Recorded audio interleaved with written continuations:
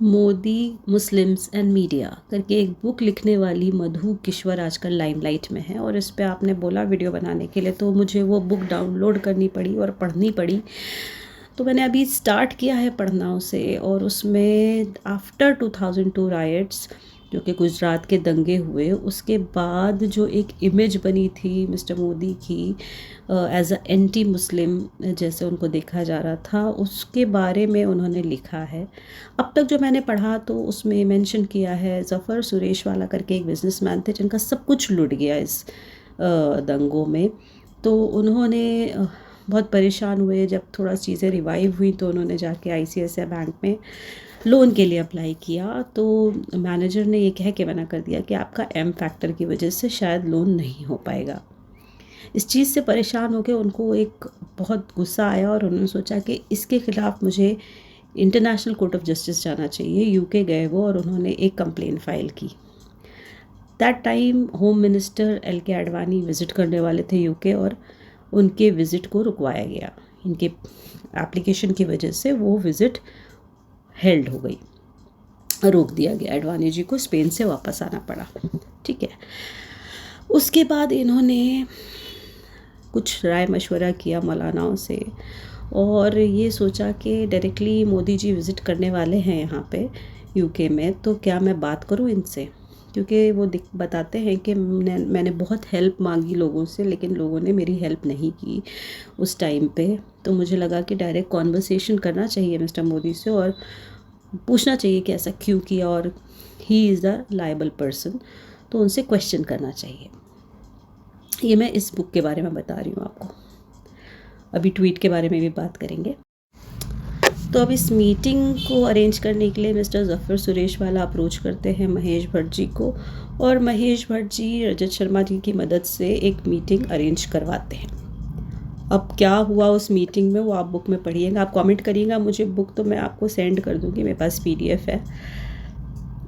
तो रिसेंटली जो ट्वीट किया मधु किश्वर जी ने, वो कुछ एलिगेशंस थे PM मोदी पे, जिनकी इमेज बिल्डिंग एक तरह से उन्होंने की थी, या अपने परसेप्शंस उन्होंने लिखे थे बुक में, जिसमें वो थोड़ा जस्टिफाई करती हुई, मतलब लोग एक तरह से जिस तरह से गुजरात राइट्स को देखते थे, उन्होंने एक दूसरा पहलू दिखाने की कोशिश की। मैं कुछ नेगेटिव या पॉजिटिव नहीं बोल रही हूँ, जो उनको लगा उन्होंने उसमें वो मेंशन किया, और कुछ लोगों के इंटरव्यूज़ किए।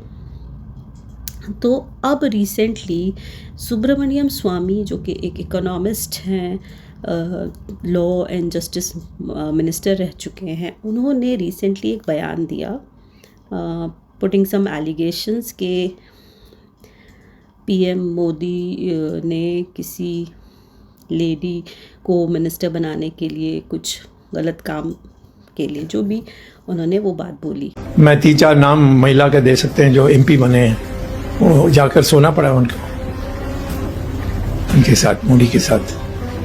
अब उस चीज़ को मधु किश्वर जी ने एक तरह से एक स्टैंप लगा दिया, कि ये कहते हुए कि मैं भी बहुत बची जब मैंने ये सब सुना, और ये सब सच है, या जो भी उन्होंने कहा कि मैंने अपने आप को बहुत डिस्टेंस कर लिया इन सब चीज़ों से, और मुझे लगता है कि मुझे पता है कि कुछ ऐसे लोग थे जिनको बेनिफिट मिला है इन सब चीज़ों से, तो वो काफ़ी चर्चा में है। अब ऐसे एलिगेशंस जो उन्होंने लगाए हैं आफ्टर राइटिंग दैट बुक, और उसके बाद ये एलिगेशंस, तो अब क्वेश्चन मार्क उनके ऊपर भी हो रहा है कि उन्होंने ये एलिगेशंस क्यों लगाए हैं। और इंटरनेशनल मीडिया को ये, मतलब इंटरनेशनल मीडिया क्या बोलूँ मैं, पाकिस्तानी मीडिया को स्पेशली एक बेनिफिट मिल गया इस चीज़ का कि ये एलिगेशंस लगे हैं और इनके लोग ही इनको एलिगेशंस लगा रहे हैं, तो उसका बेनिफिट देखिए थर्ड पार्टी उठाएगा ही उठाएगा, उसमें आप रोक नहीं सकते किसी की ज़बान। लेकिन मतलब वो तो खैर वहाँ के मौलानाओं के बारे में जो मैंने वीडियोस डाली हैं वो तो आप देखे हैं कि पाकिस्तानी मौलाना क्या क्या बोलते हैं, क्या अनाप शनाप बोलते हैं, तो वो तो खैर ना ही बोलें तो अच्छा है। इतिहास में पहली बार है किसी प्रधानमंत्री के ऊपर इतना घिनौना, इतना खतरनाक आरोप लगा है। पाकिस्तान के मामला और खासतौर पर सबूत के तौर पर भारतीय वजीर आजम नरेंद्र मोदी के हवाले से जो इल्जामात लगाए गए हैं, क्योंकि एप्स्टीन फाइल्स में उनका नाम आया था कि वहां पर जाकर वो कम अपने नेता जो मिनिस्टर्स हैं और उनकी अपने ही मीडिया के लोग इल्जामात लगा रहे हैं। सबूत के साथ आपके सामने तफसीलात रखूंगा। मैं नहीं कह रहा, बल्कि हकीकत जो है वो आप जानेंगे तो खुद आपके जो है वो आंखें खुल जाएंगी। लेकिन मैं ये कहूँगी कि 10 बातें कोई करता है, एक बात क्या सच है झूठ है, इसके बारे में एक कमेटी होनी चाहिए, जांच होनी चाहिए। कोई एलिगेशंस लगा रहा है ऐसे और कोई कुछ एक्शन नहीं हो रहा है, तो ये भी इसके बारे में भी सोचना चाहिए।